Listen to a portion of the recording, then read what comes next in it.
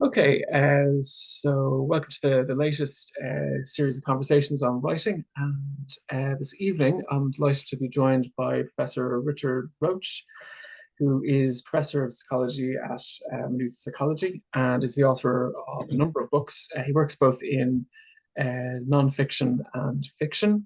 Um, so I suppose in the fictional realm, he's the author, along with Derek Fennel, of the series Chulainn of Eirú. So it's a kind of, I suppose, like a retelling of the Chulainn legends through a series of novels. Um, Richard's also the author of, you're the author of Why Science Needs Art as well, which is co-authored with Dr. Francesca Farina and Professor Sean Collins, which is also a very interesting book, certainly worth checking out, talking about the intersection between the arts and the sciences. So very interesting multidisciplinary work. Um, so yeah, it's great to have you on, Richard. Would you like to Yeah, tell thanks us? so much. Yeah, Great to be here. Good to see you. Thanks, Andrew. yeah. And would you like to tell us a little bit about your kind of your most recently published work? I suppose you mentioned the Cullen series.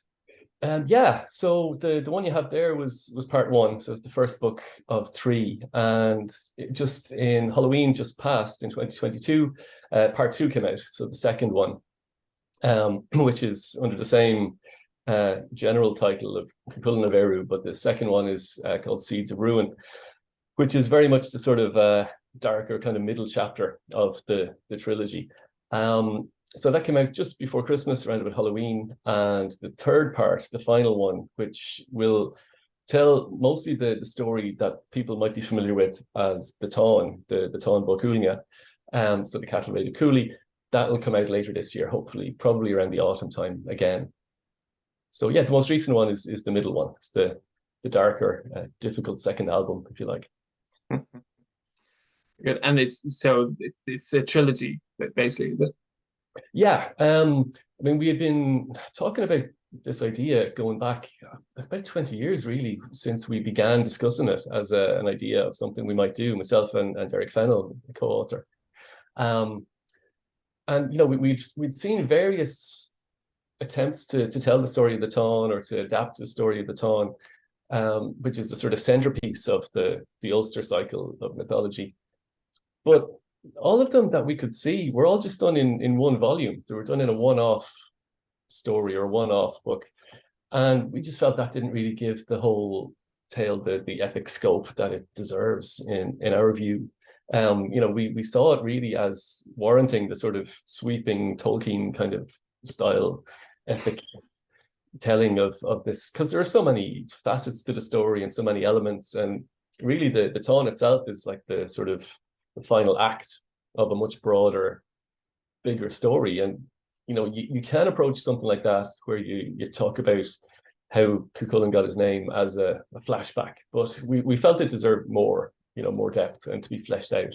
And the various characters, we just wanted to flesh them out a little bit more and actually have put a bit of meat on their bones. So yeah, we decided to split it into three. Do you think in a few years you might publish it in a big anthology doorstop, like a la sort of Lord of the Rings? Or Yeah, funny enough, that's what we were thinking. Because thinking back when, God, when I was in school, I'd seen that there's a massive volume of the Lord of the Rings, which is illustrated in one gigantic volume, and we're thinking something like that would be lovely once we've put all three of them out separately. So I don't want yeah. to spoil your marketing, right? As you're like, giving Oh, me. well, I'm glad that other people are on the same page because we'd love to do that at the end of the process. Yeah, so we're hopefully we'll get around to that. Okay, on the same 1,200 pages. Good, Yeah. good. Okay, very good, very good. And that's yeah, it's a really interesting project, like to kind of come back to that. And I suppose actually just the whole thing about co-authoring a novel as well. One I was recently rereading a novel by a friend, Gareth Stack, that Mm. he had co-written with another writer. But you don't come across, like, you've worked in nonfiction where I think it's much more normalized to have multiple authors on a book, but to co-write a novel is kind of to me that seems like a different sort of process. Like, did you have a particular way of working between the two of you, or? Yeah, it did throw up some unique challenges, I suppose.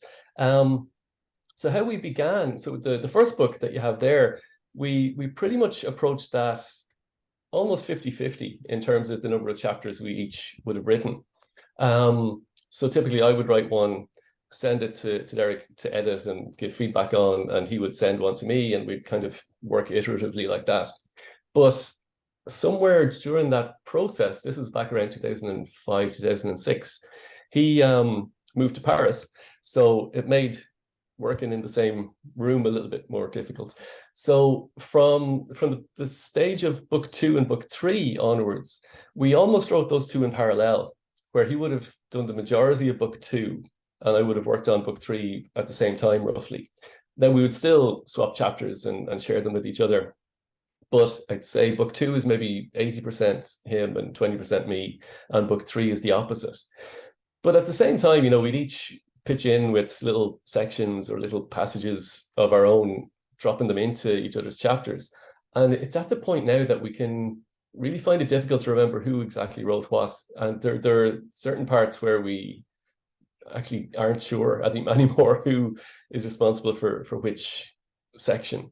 And luckily other people have mentioned that they don't see a massive difference in style, or they don't hear two voices when they read it. So that's encouraging. Yeah. Okay. That's that's good. And it sounds from that, it sounds like you do work quite closely together. Like, or that's, it does sound like it's your work's quite interwoven, like between the two of you. Oh, definitely, because we go way back. So myself and Derek, we were in secondary school together. So going way back to school, and we had been in touch all the way through college. And really, this whole thing originated about 2002, I think it was. We had each we'd seen one of the Lord of the Rings films in the cinema, and we were discussing it, and we were talking about a part at the end of the first film, which really sort of echoes elements of the Irish mythology and the Irish folklore and the Cuchulainn saga specifically. And that just got us discussing how those stories really, warranted a similar treatment on a similar scale. And initially, we thought it would look amazing on screen, and as a film or a series of films, it would be fantastic. And over time, it morphed into us attempting to write it as a series of novels. It was a sort of an evolution of us thinking somebody should do that to we should do that to right, we will do that. And that was sort of the thought process that led us to actually sit down and try and do it. Actually, when you mentioned that as well, I think haven't you had experience before of trying to get an adaptation brought to screen, or I can't recall. Did you have a screenplay, or was it more that you had a novel that you wanted to be? Yeah, so the whole the story of it is a saga in itself, really. We initially keep it clean anyway. Yeah. No names. But on the basis of that conversation that myself and himself had, and we disagree on where it happened. I think it was in the Longstone pub near the Screen Cinema. He thinks it's somewhere else. But we decided initially to try and write them as screenplays. And we got the screenwriting software and everything. And we produced actually 3 separate screenplays. But after going down a few dead ends with trying to actually bring that to people and do something with it, it's very hard when you're not in the industry to get it in front of somebody appropriate. So we, after a few years of not really making much progress, we decided to convert them to novels and work on the idea that if the novels are successful, then down the road they might be readapted into screenplays. So we initially had a contract with a publisher in Dublin. I won't mention names or anything, but we had signed with this small enough publishing house in Dublin, which had a longer term idea of maybe trying to turn it into some sort of film-based project, or that over time evolved into like thoughts of a television series, Game of Thrones type thing. But at the end of the day, nothing really happened with that for a long time. And they kept promising that the book would come out next year and the year after that, and it kept on like that for about 10 years. So we eventually, about 3-4 years ago, we eventually decided to walk away from that. And at first we had another small publisher lined up based in Galway. For other reasons, that didn't work out. But there was, really goodwill on both sides of that to try and actually publish with them. So we eventually decided to publish ourselves and get it out there, because throughout the whole of the last 20 years, we had this fear hanging over us that somebody else would come along and try to do something similar. And we would be the ones kicking ourselves that we had sat on it for as long as we had. When, they existed and they had been written since about 2012. So yeah, we decided to take the plunge, put them out there ourselves. And so far it's gone well. We've sold a few copies, and the feedback has been really positive. People seem to really enjoy it. In particular, what's really rewarding is people who aren't necessarily from Ireland or who wouldn't have been familiar with the stories from childhood, because we would come across them in school very often or growing up, and you'd hear stories of Cuchulainn and Setanta and the other sagas, the Finn McCool and these ones. But people from various different countries have responded really well to it. So that's really encouraging. And I suppose it reflects the fact that they're tapping into very archetypal ideas and stories and themes, which have quite a general appeal. So yeah, so that was the short version of the long saga that we had to get us to this point. You need to break America is the next thing. There's always one day people with great grandparents around. That's great. For some reason, I got into my head there was a particular publisher for this, but this book is like self-published, is it? Or it's myself and himself. We went under Longstone Books as a homage to the pub that we think we conceived the idea in, which is now demolished, sadly. So yeah, we've done it ourselves. But we're talking to a couple of publishers about the possibility of them picking it up. So we're negotiating or attempting to be in negotiations with possibly taking it on to another publisher. Great. And it's really interesting just about that whole kind of publication process and kind of screen adaptations and things. I'm sure I probably alluded to this in some other interview, like in this series of conversations where I was talking about, I suppose the entry points to writing is a lot.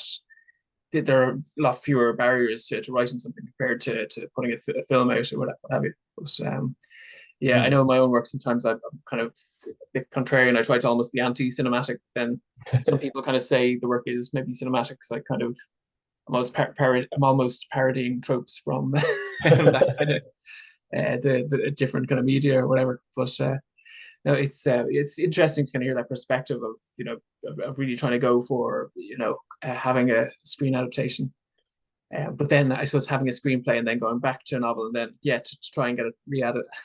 Yeah, I mean, I think in a way having the screenplays first helped us with turning them into novels, because we already had a structure there. Each of them were in 3 acts, and we effectively converted each scene into a chapter. Now we added in some extra bits and pieces, but we had the overarching structure of the whole thing when we sat down to try and turn them into novels. So that really helped, because we knew where we needed to go. We also knew how we envisioned things to look.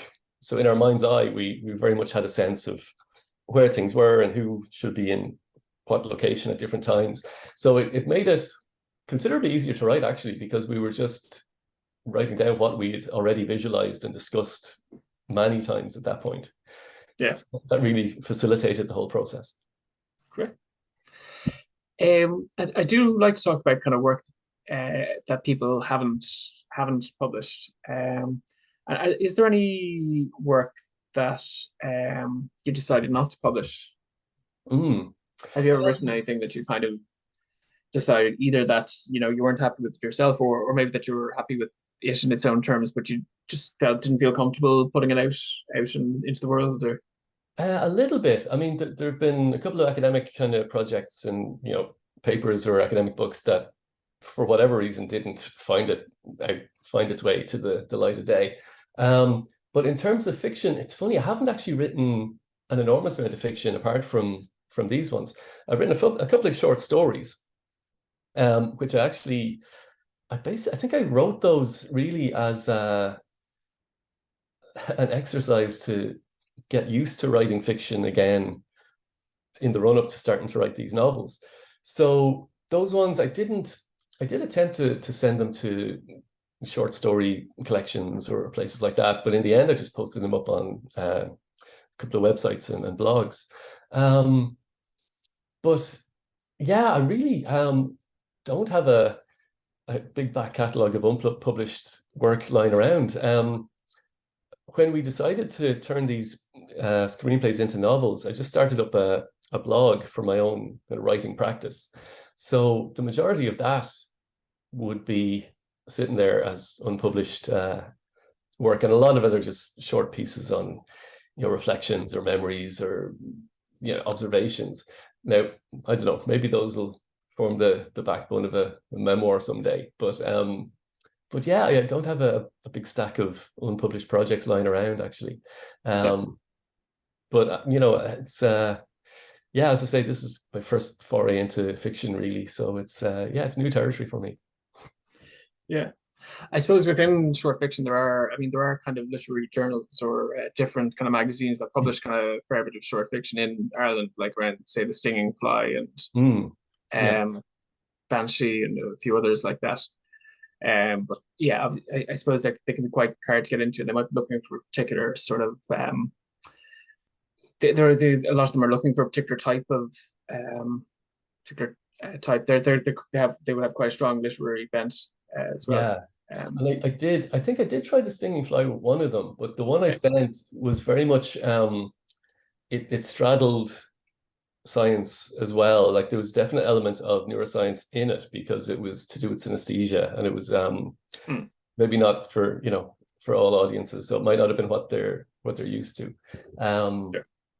Yeah, so I found that process interesting though, in terms of sending it off to them. It's a little bit different to the process of academic publishing, but Hmm. there's lots of parallels as well at the same time. I suppose the Sure. rejection element is very familiar. Yes, yeah, that's part of the process. Yeah. Yes, I mean academic publishing is kind of it's an unusual kind of beast. It's just in terms, I suppose, the way kind of money kind of works and stuff is although I suppose both have kind of predatory sort of whatever. Yeah, increasingly. Yeah. Con artists sort of running around trying to so yeah. Um, and do you have sort of you mentioned that obviously you have the next book in the Cullen trilogy coming out. I mean, are there other kind of future plans you have for writing or Yeah. this? I understand. Like, I suppose from our conversation, it's pretty clear that the Cullen thing, as a kind of a larger work of fiction, has kind of eaten up most, if not all, of your fiction headspace for kind of a number of years. But It has, but at the same time, yeah, there are other things that once this project has kind of found its completion that I'd love to dip into. And again, a lot of this would be with Derek there, with my co-author on the Cullen books.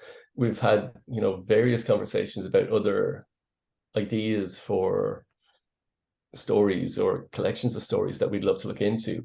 And I mean, he's actually started on a few of them, which I haven't got around to yet. I know he'd love to do a collection of ghost stories, but contemporary ghost stories, which I'd like to dabble with myself. I've never gone near that genre at all, but it would be, I think, fun to just let my imagination go and try that. So yeah, myself and himself, we've discussed various projects that we'd like to do, but this one I think has been hanging over us for so long. We really want to get it over the line before we embark on anything new.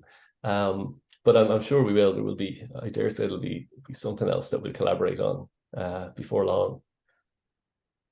fantastic. Yeah, I'm quite fond. Like I describe my own work kind of being in the speculative fiction space because there's science fiction, but there is a strong horror element to some of it as well. So, Mm. I think it's a genre that lends itself quite well to short fiction. Mm. I think there is, yeah, I kind of think short stories kind of work quite well within that kind of within the kind of the horror genre or ghost stories, etc. So yeah, sounds Yeah. And I think just short stories in general are a fantastic medium that kind of go under the radar a little bit. There's some fantastic collections of short stories. I'm thinking Graham Greene and some people like that have done like amazing, collections of just very. I think with a short story, your storytelling has to be really lean. You can't afford for there to be an ounce of fat on it. It just has to be really, really on point and precise. And that's a really nice exercise. And I suppose coming from academia, maybe the academic training that we get in writing typically, more dry academic papers, that might help with the concision element of short story writing in terms of that sharpness that you need. yeah. Yeah, so it's something that I like as a format. I do like the short story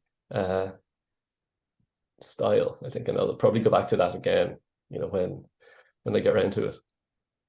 If you start talking about how concise academic writing is, you're always at risk of starting a fight between the science writers and those working in arts and humanities.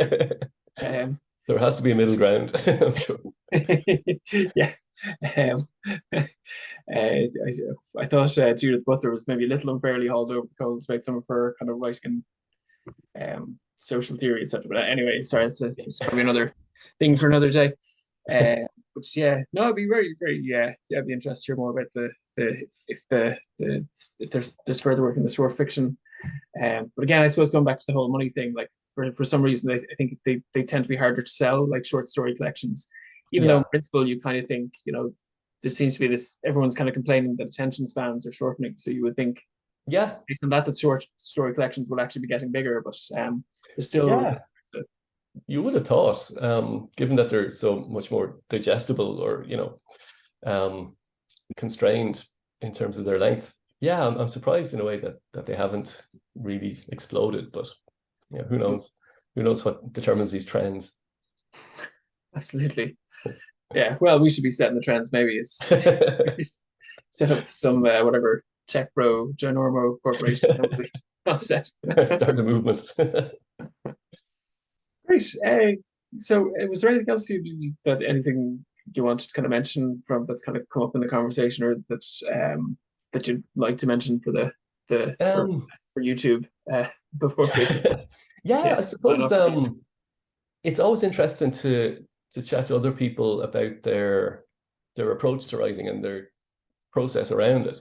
And I've chatted to some great friends of mine, like I know Tony Cudahy, who does a lot of writing himself. He's read a lot about other writers' approach, like Stephen King, and how he approaches writing. And I've just encountered, and I'd be curious to know if other people do the same thing, because I've noticed it in the way I would approach, say, if I know I have to write a chapter, whether it's a chapter of fiction or a chapter of an academic text or an introduction to an article or whatever. There's a weird progression that I seem to find myself going through, where I'll read around the topic and I'll gather together all the bits and pieces that I need to put down on the page. And I'll get to the point where I'm almost ready to sit down and start writing. And then I'll leave it a while longer. And when you're at the point where you feel you're ready to do it, I'll go off and do something else for a while, for maybe a few days or even a week. So that when I eventually do sit down to actually try and write it, it almost feels like a lot of the phrases have arranged and organized themselves automatically almost by themselves before I actually sit down and try and find them.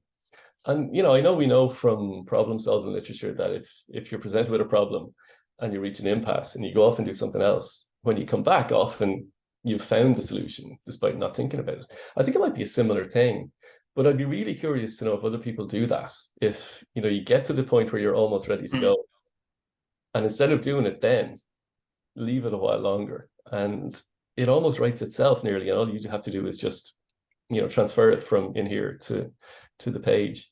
Do you have anything like that? Do you?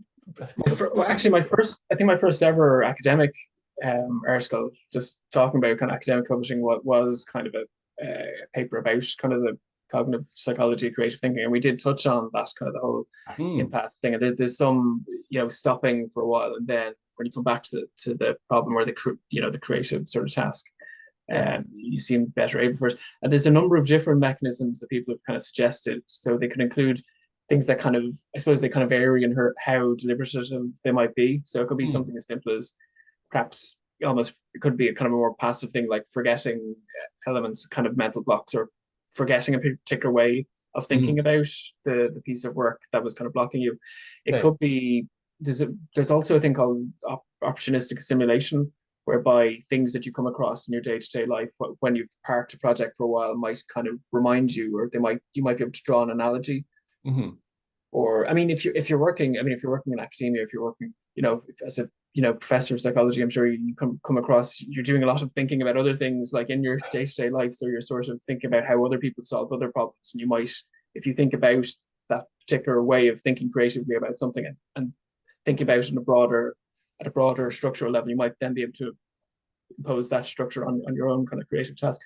So there's quite a lot in that. So that was with Kevin Thomas, I should say, was the co-author on that. Right, yeah, Kev, That's it's a multiple small worlds being alluded to in the. I was just talking about him the other day, actually. Yeah, because he went back to Cornwall, I think. Is he back in Cornwall now? I back think in the UK anyway. I think he lives in England. Yeah, at the moment. Yeah. No, got on well with Kev. He's a great guy. But it's you wonder what's going on, if there's some sort of reframing going on behind the scenes, or if there's because things clearly will be bubbling away on the back burner while you're going about your daily business, and then it really does feel like it facilitates the whole process when you do sit down to write. It feels like a lot of those obstacles have kind of been removed in advance. So I'd just be curious if other people do anything similar. And it can be it can feel quite oppressive if you're working on something creative, to feel that you have to do it in, I don't know, 5 days, and you just have to keep going and going, and you don't have much time to kind of leave it aside for a bit. That's it. And I think that was a real advantage for me and Del writing the novels, in that it's neither of our day jobs. We've to keep us ticking over, so it was very much in the evenings and on weekends and during holidays and that sort of thing. So there was no element of pressure really, apart from the pressure we put on each other to keep the thing going. But I suppose even collaboration with another person is probably helpful in that sense, in terms of just encouraging one another. Because a lot of writers in fiction certainly are kind of lone wolves, so it can be absolutely. I mean, there are points when one or other of us would be on the verge of just giving up or flagging, or we'd be lagging behind, and the other one would be very much encouraging, keeping going, and getting back on the horse basically, and continuing to work on it. So I think that did help a lot. So if someone's saying maybe Serene McKellen doesn't want to be in we just have to believe Richard. Come on. One day. Cool. Great. Well, thanks very much for joining us, Richard. We appreciate you coming by. And the book again is so great cover. Sorry, the quality of my video isn't quite as good as yours, but it's the Chulainn of Eirú series anyway. So check it out if you're into kind of speculative, kind of fantasy fiction, kind of rooted in the ancient Celtic mythology. So any American viewers, get in touch with your ancient ancestors. Absolutely. There's something there for all the family.